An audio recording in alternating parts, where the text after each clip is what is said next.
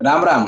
आज हम लोग फिर से एक नए पॉडकास्ट को लेकर आपके सामने हाजिर हुए हैं और आज का जो डिस्कशन का टॉपिक है वो है इंडियन ओशन। इसको हिंदी में हिंद महासागर बोलते हैं। इसकी स्थिति क्या है और कैसे ये भारत की सुरक्षा, व्यापार और भी स्ट्रेटेजिक डिप्लोमेसी में कैसे मददगार साबित होता है, उस पर हम डिस्कस करेंगे। हमारे साथ आज दो शख्सियत ज्वाइन कर रहे हैं, विशाखा और रोशन जी। तो विशाखा जी से पहले हम प्रश्न पूछेंगे कि आप पहले इसके थोड़ा सा लोकेशन की स्थिति बताइए, जियोग्राफिकल लोकेशन बताइए। तो सबसे पहले जो इंडियन ओशन है हमारा, उसका क्षेत्रफल लगभग 7,50,11,000 किलोमीटर स्क्वायर के करीब है, जो कि third largest densely populated place है पूरे वर्ल्ड में। ऐसा अप्रोक्सीमेटली 20% ऑफ वाटर जितना अर्थ पे है वो इतना होल्ड करता है इंडियन ओशन। इंडियन ओशन की लोकेशन की बात की जाए तो उसके नदर्न साइड इंडियन सब कॉन्टिनेंट है, साउथ में सदर्न ओशन है जिसको अंटार्कटिक ओशन भी कहते हैं, ईस्ट में ऑस्ट्रेलिया है और वेस्ट में अफ्रीका है। जब अगर नॉर्थ की बात करें तो इंडियन ओशन के ऊपर अरेबियन सी है। वहाँ के कुछ इंपॉर्टेंट सी पोर्ट्स जैसे कि मुंबई का सी पोर्ट, कराची का सी पोर्ट हो गया, ये one of the important sea ports है इंडिया के लिए। और डिफरेंट इकोनॉमीज इंडियन ओशन के पास में जितने भी हैं। और क्या क्या डिफरेंट डिफरेंट आइलैंड इसमें अवेलेबल है, जिसमें जो अहम योगदान प्ले करते हैं, थोड़ा इस पर बताइए। इंडिया की बात करें तो Andaman and Nicobar island most important island है, क्योंकि वो बे ऑफ बंगाल के कोस्ट लाइन पर है, जो 6 to 10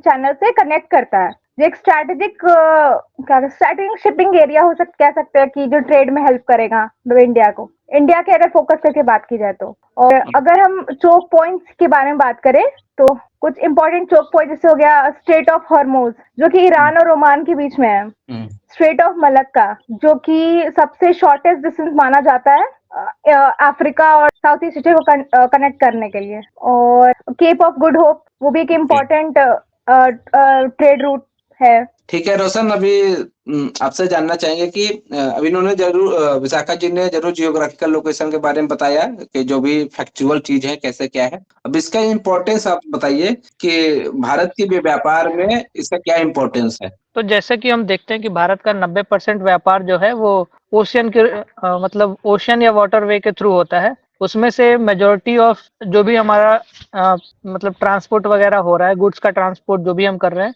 वो इंडियन ओशन के थ्रू कर रहे हैं। और भी हम जैसे अभी इन्होंने बताया कि मलक्का स्टेट है, तो जैसे उस तरफ से अगर यूरोप को कनेक्ट करना चाहें तो स्ट्रेट ऑफ मलक्का होते हुए ऊपर की तरफ अगर नॉर्थ की तरफ जाएं तो उस रूट से हम कलेक्ट कर सकते हैं, रसिया तक पहुंच सकते हैं। और दूसरा हमारे पास ऑप्शन रहता है वो स्ट्रेट ऑफ हॉर्मुज से होते हुए या स्विस कनाल से कनेक्ट करते हुए उधर से यूरोप को कनेक्ट करें।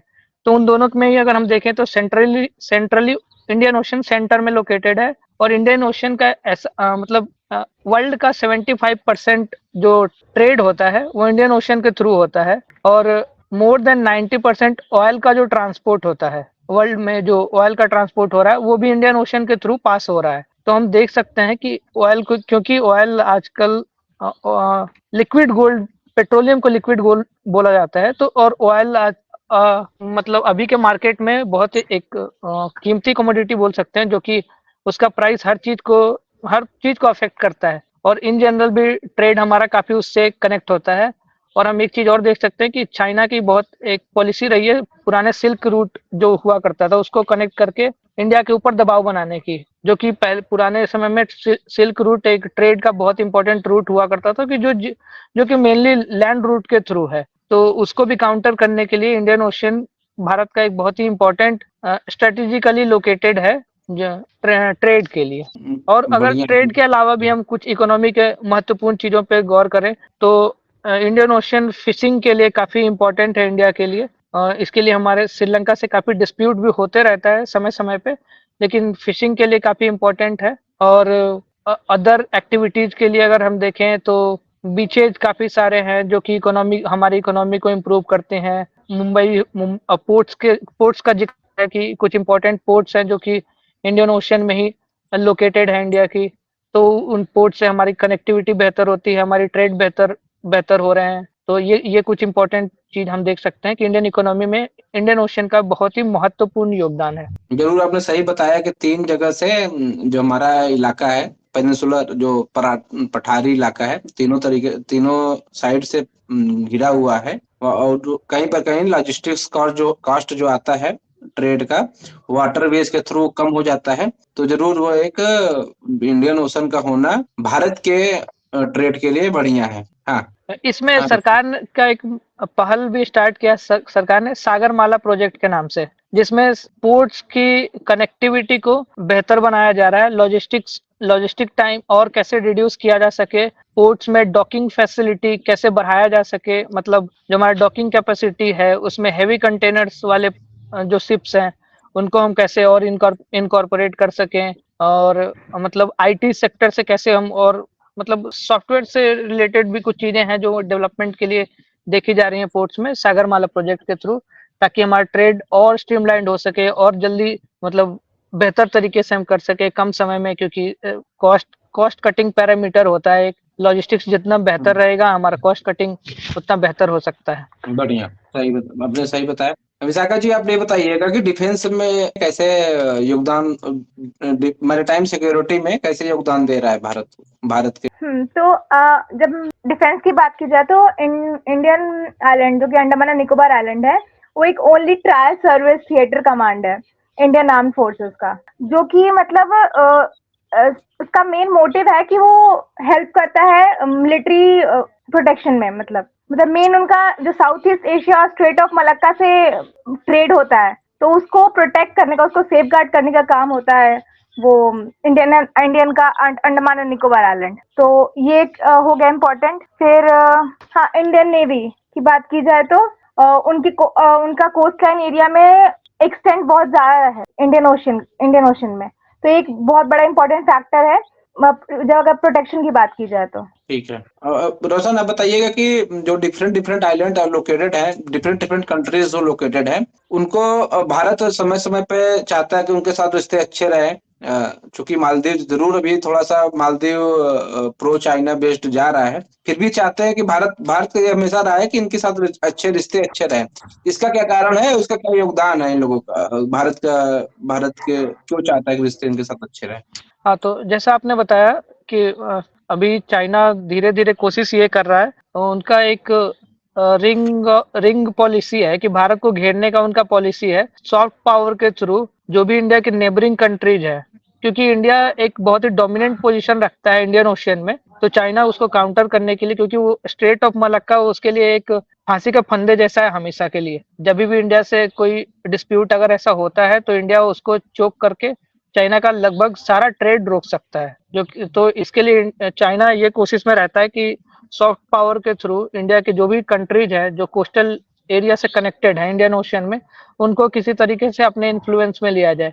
जैसे केनिया को उन्होंने ट्रैप किया अफ्रीका में, मालदीव्स को उन्होंने पैसे मतलब अभी पैसे देते ही हैं, और प्रो चाइना अभी गवर्नमेंट जब से वहां बनी है। श्रीलंका में हम देख सकते हैं कि हम्बन टोटा पोर्ट पे उन्होंने कब्जा किया है, लीज पे लिया है 99 या 100 सालों के लिए। तो इस तरीके से वो पाकिस्तान से उसके रिश्ते अच्छे हैं, तो वहां भी पोर्ट्स पे वो फंडिंग देते रहता है। उसके अलावा वो कुछ सबमरीन्स भी पाकिस्तान को, जो खुद वो यूज कर चुका है उसके लिए, अब वो एडवांस टेक्नोलॉजी में ले गया, लेकिन वो सबमरीन को भी पाकिस्तान को दे रहा है।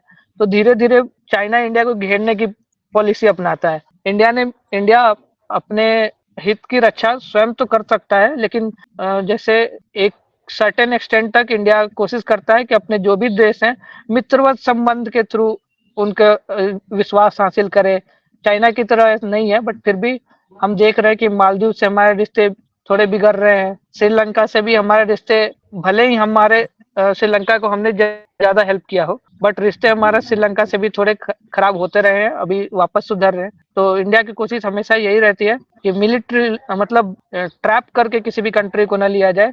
वसुधैव कुटुंबकम का जो हमेशा हमारा मोटो रहा है, उसके थ्रू ही कंट्रीज को अपने सही तरीके से मतलब दोस्ती रख के अपने हितों का रक्षा किया जाए, न कि चाइना की तरह उनको फंसाया जाए। विशाखा जी, आप बताइएगा जो बीचेस प्रेजेंट है इंडियन ओशन के जो कोस्टल एरिया है, वो भारत के इकोनॉमी में कैसे योगदान देते हैं? Beaches are the rich sources of natural resources का बहुत ही रिच सोर्स है वहाँ। मतलब बहुत टाइप के प्लांट्स, एनिमल्स एंडेमिक होते हैं वहाँ पे, तो पहली बात तो बायोडाइवर्सिटी वहाँ बहुत ज्यादा होता है, so there this endemic species, तो वहाँ पे एक तरह का कल्चर तो बढ़ रहा है, साथ साथ टूरिज्म एक इम्पोर्टेंट फैक्टर कह सकते हैं। उनके अपने आप में ये बहुत बीचेस लिंक इकोनॉमी है, उसके साथ बहुत ज्यादा इकोनॉमी लिंक रहता है, वो खुद ही एक। हाँ रोशन जी कुछ कह रहे थे। बीचेज का एक नेचुरल ब्यूटी खुद से भी रहता है विशाखा जी, तो वो तो पर्यटक को ऐसे ही वो अपने पास खींचता ही है। उसमें अगर सरकार कुछ अपने तरफ से ऐड करे, मतलब वहाँ इंफ्रास्ट्रक्चर बेहतर करे ताकि लोग वहाँ जाए तो मतलब आराम से रह सकें, जैसे कि लक्षद्वीप पे कभी भारत ने काम नहीं किया। रिसेंटली मालदीव से जब भी इंडिया का थोड़ा डिस्प्यूट हुआ तो हमने उस पर काम करना शुरू किया है। अंडमान निकोबार अच्छा खासा डेवलप हुआ है, बट ऐसे करके हम टूरिज्म को और बढ़ावा दे सकते हैं। प्रचार प्रसार एक इम्पोर्टेंट फैक्टर प्ले करता है, तो इंडिया को थोड़ा उस पर भी काम करना चाहिए ताकि अपने बीचेज का प्रचार हम खुद नहीं करेंगे तो फिर बाकी लोग कहाँ घूमने आएंगे। विशाखा जी, आपने नेचुरल रिसोर्सेज की बात कर रहे थे कि बीचेस पे नेचुरल रिसोर्सेज मिलते हैं, उससे भारत इकोनॉमी, क्या उस पर थोड़ा सा डिटेल में बता सकती हैं उसको? बीचेस में ऐसे कुछ कुछ ऐसे प्लांट्स होते हैं, मतलब पाए जाते हैं, तो जरूरी नहीं है कि दूसरे पार्ट इंडिया के दूसरे पार्ट में पाए जाए।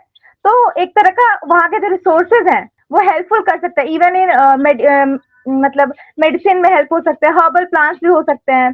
फिर डेजर्टल एरियाज में ना कुछ डिफरेंट टाइप्स ऑफ एल्पाइन्स पाए जाते हैं, और कैक्टस, आप जानते हैं उधर कैक्टस भी पाया जाता है, तो वो एक मेडिसिनल लाइन में हेल्प कर सकता है, केमिस्ट्री में हेल्प कर सकता है, केमिस्ट्री फील्ड में बहुत ज्यादा हेल्पफुल हो सकता है। कोरल रीफ भी है उसमें, मोनोजाइट कोरल सैंड भी रीफ, हाँ कोरल रीफ, लाइक मैं नाम ही भूल रही थी। कोरल रीफ बहुत इंपॉर्टेंट फैक्टर है, मतलब बीचेस में पाए जाने वाला। रोशन, मोनोजाइट सैंड के बारे में आप कुछ कह रहे थे रिकॉर्डिंग के पहले। मोनाजाइट सैंड केरल में काफी पाया जाता है, और मोनाजाइट सैंड थोरियम का एक रिजर्व माना जाता है, और माना नहीं जाता, थोरियम उसमें पाया जाता है। और थोरियम इंडिया में थोरियम का सबसे ज्यादा डिपॉजिट है, जो कि वर्ल्ड का 25% थोरियम इंडिया में पाया जाता है। और थोरियम एक ऐसा एलिमेंट है, इसको अगर हम क्योंकि उससे हम न्यूक्लियर पावर जनरेट कर सकते हैं। जनरली अभी जितने न्यूक्लियर पावर रिएक्टर्स जो भी हैं वो जनरली यूरेनियम बेस्ड होते हैं, बट थोरियम से अगर हम टेक्नोलॉजी डेवलप कर पाए कि हम थोरियम का यूज करके अगर न्यूक्लियर एनर्जी जनरेट कर पाए तो इंडिया के लिए काफी फायदेमंद हो सकता है, क्योंकि थोरियम का रिजर्व सबसे ज्यादा इंडिया में है। और न्यूक्लियर एनर्जी का सेटअप और जो हमारा रॉ मटेरियल जो रिक्वायरमेंट होता है वो कोल या थर्मल पावर प्लांट के कंपेयर अगर आप कंपेयर करेंगे तो बहुत मिनिमल अमाउंट रिक्वायर्ड होता है, और उसमें ग्रेडिंग जो होता है वो बहुत कम कंसंट्रेशन का थोरियम भी अगर हमें मिले ओर में तो भी हम उससे काफी अच्छा एनर्जी जनरेट कर पाते हैं। तो ये इंडिया के लिए काफी हेल्पफुल हो सकता है। कुछ और एक चीज और हम यहाँ ऐड करना चाहेंगे, कुछ पायलट बेसिस पे कुछ ऐसे प्लांट्स इंडिया में चल रहे हैं तमिलनाडु में जो थोरियम बेस्ड, और अभी लेकिन फुली मतलब एक्सपेरिमेंटल बेसिस पे हैं, और अपकमिंग प्रोजेक्ट्स भी हैं। और इंडिया ने जब न्यूक्लियर प्रोग्राम अपना लॉन्च किया था, अगर आपको पता हो तो बहुत सारी कंट्रीज इंडिया को न्यूक्लियर हेल्प देने से मना की थी। स्टार्टिंग के इंडिया को परमाणु परीक्षण अपना करना पड़ा, तो उस समय इंडिया ने न्यूक्लियर प्रोग्राम अपना कोशिश किया जाए ताकि हम पहले थोड़ी यूरेनियम से स्टार्ट करें बट थोरियम पे ला पाए। तो इंडिया काफी इसमें मतलब अपने अपने ओर से काफी मेहनत कर रहा है कि टेक्नोलॉजी ऐसे विकसित की जाए। मतलब वो इंडियन ओशन न्यूक्लियर एनर्जी में भी प्रत्यक्ष रूप से एक अपना योगदान दे रहा है। विशाखा जी, हाँ, मैं आपसे जानना चाहूंगा कि एक थोड़ा टाइडल एनर्जी के बारे में बताइए, इसका क्या है, इसका क्या मतलब इसमें भी क्या है हारिए योगदान? एनर्जी, टाइडल एनर्जी ना, हाँ हाँ, आज टाइडल वर्ड ही टाइड से आया है। सो टाइड मीन्स हाई विंड्स को ही टाइड कहते हैं। तो ज्वार भाटा, okay, high waves, high wind waves, like high waves. तो हाई वेव्स को ऐसे यूज करना जो हमारा लिए हेल्पफुल हो। अगर ऐसे देखा जाए कि अगर टाइडल एनर्जी कहते किसको है, तो टाइड्स को इस वे में यूज करना, लाइक जो हमें एनर्जी प्रोड्यूस करे प्रोडक्टिव वे में। टाइडल एनर्जी ऐसा प्रोसेस है जिसमें हाई टाइड्स टरबाइंस को मूव करती है जो इलेक्ट्रिसिटी प्रोड्यूस करती है, और वो इलेक्ट्रिसिटी हम लोग अपने अपने अपने यूज के हिसाब से इफेक्टिवली यूज कर सकते हैं। इसको ही टाइडल एनर्जी कहते हैं। लो टाइड्स को भी टरबाइन मूव कर देती है, उसमें भी हेल्पफुल होती है। तो लास्ट प्रोसेस में वो एनर्जी के फॉर्म में रिलीज होती है, जो कि हम इलेक्ट्रिसिटी की तरह यूज कर सकते हैं। मतलब इंडियन ओशन का डिफरेंट डिफरेंट एनर्जी सोर्सेस में भी योगदान है, जैसे टाइडल एनर्जी हो गया और अपना न्यूक्लियर एनर्जी हो गया, और साथ ही साथ विंड एनर्जी के भी होता है कभी कभी। फिर ट्रेड एंड इन्वेस्टमेंट फैसिलिटेशन भी काम करता है, फिर टूरिज्म प्रमोशन तो है ही। रोशन, आप बताइए कृषि की कृषि में कैसा योगदान, एग्रीकल्चर में इंडियन ओशन का, या फिर प्रेजेंट भारत का यहाँ पे के आसपास में इंडियन ओशन का प्रेजेंट होना एग्रीकल्चर में कैसे फायदेमंद है, कैसे योगदान दे रहा है? ठीक है, तो जैसा कि हम देख रहे हैं, इंडिया ऐसे पोजीशनड है कि इंडिया का दक्षिणी छोर इक्वेटर के काफी नजदीक है और हमारे बीच से ट्रॉपिक ऑफ कैंसर कर्क रेखा गुजर रही है। तो हम देख रहे हैं कि हम ट्रॉपिकल सब ट्रॉपिकल रीजन में, हमारा काफी हिस्सा ट्रॉपिकल से सब ट्रॉपिकल रीजन में पड़ रहा है, जो कि गर्मी ज्यादा होता है। और क्योंकि इंडियन ओशियन एक तरफ से प्रेजेंट होने की वजह से तो ये हमारे टेम्परेचर को थोड़ा मॉडरेट करता है। अफ्रीका जैसा स्थिति इंडिया में कम है, डेजर्ट जैसा नहीं है। और मानसून जो जनरेट हुआ वो इंडियन ओशियन में आने की वजह से मॉइस्चर कंटेंट उसमें बढ़ता है, जो कि मतलब अच्छी बारिश कराती है इंडियन लैंड्स पे। तो और इंडिया कृषि प्रधान देश है और उस कृषि का जो सबसे ज्यादा इरिगेशन में जो कंट्रीब्यूशन है वो बारिश से आता है। और बारिश में इंडियन ओशियन का बहुत ही महत्वपूर्ण योगदान है, क्योंकि बारिश में इंडियन ओशियन से जो मॉइस्चर कलेक्ट कर पा रही है जो मॉनसून विंड्स है, तो उन्हीं से बारिश हो रही है। तो इंडियन ओशियन काफी महत्वपूर्ण है इस नजरिए से। साथ ही साथ इंडियन ओशन का जो प्रेजेंस है, वो जो जो साउथ में जहाँ पर भी कोस्टल एरियाज हैं, वहाँ के पोल्यूशन को भी, खासकर एयर पोल्यूशन को भी कंट्रोल करने में भी योगदान देते हैं। अब विशाखा जी, हम लोग पॉडकास्ट को एंड करना चाहते हैं, तो इस पे क्लोजिंग रिमार्क्स दीजिए, फिर इसको हम क्लोज करते हैं। इंडियन ओशन सबसे, मेरे को लगता है कि इंडियन ओशन हमारे इंडिया के लिए बहुत ज्यादा स्ट्रेटेजिक इम्पोर्टेंट है, मैरीटाइम सिक्योरिटी के लिए, साथ साथ ट्रेड के लिए। अगर इंडिया को नेक्स्ट 20 और 25 ईयर्स में अगर डेवलप करना है बहुत ज्यादा, तो इंडियन ओशन एक बहुत इंपॉर्टेंट फैक्टर रहेगा उसकी इकोनॉमी को बढ़ाने में। जैसे चाइना अभी साउथ चाइना सी को कंक्वायर करना चाहता है, जिससे इंडियन ओशन का ज्यादा कंट्रोल है।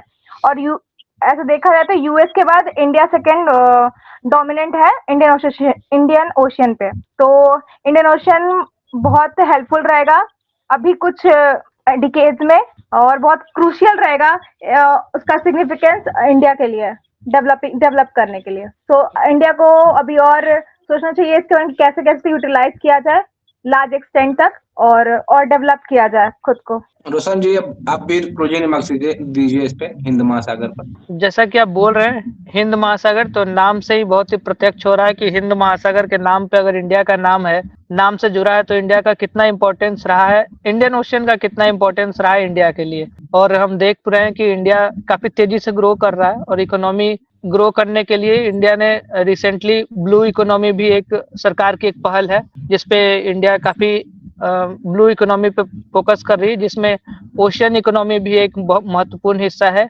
और डीप ओशन मिशन भी इंडिया लॉन्च कर रही है, समुद्रयान मिशन भी इंडिया पिछले कुछ समय में उस पर, ताकि हम डीप ओशन में जाके माइनिंग कर सके इंपॉर्टेंट रिसोर्सेज का, और उसके अलावा रिसर्च कैरी आउट कर सके।